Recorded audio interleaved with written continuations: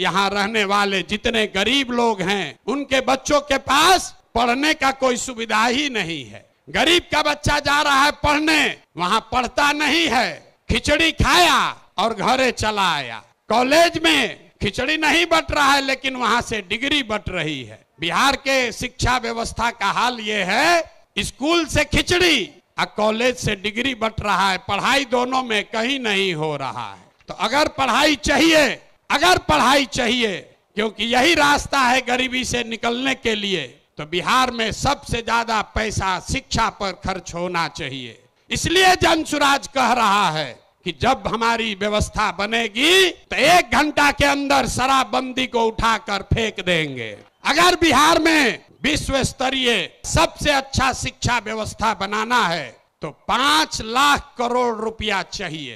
5 लाख करोड़ रुपया चाहिए अगले 10 वर्ष में, तो देश का सबसे अच्छा शिक्षा व्यवस्था बिहार में बना दिया जाएगा।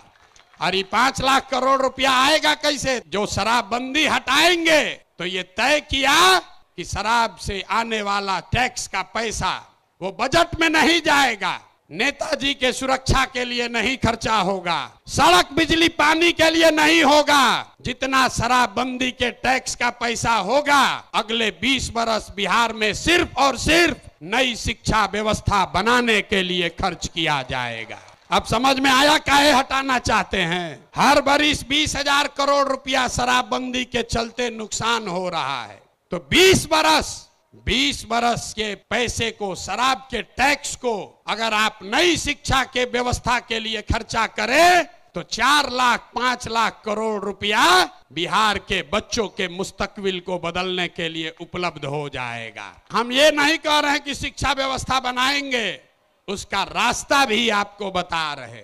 5 लाख करोड़ रुपया जुटाएंगे इसी बिहार से और ऐसी शिक्षा व्यवस्था बनाएंगे कि पूरे देश से लोग जैसे नालंदा विक्रमशिला में पढ़ने आते थे वैसे यहीं पर पढ़ने आएंगे, तभी बिहार ज्ञान का भूमि फिर से बनेगा।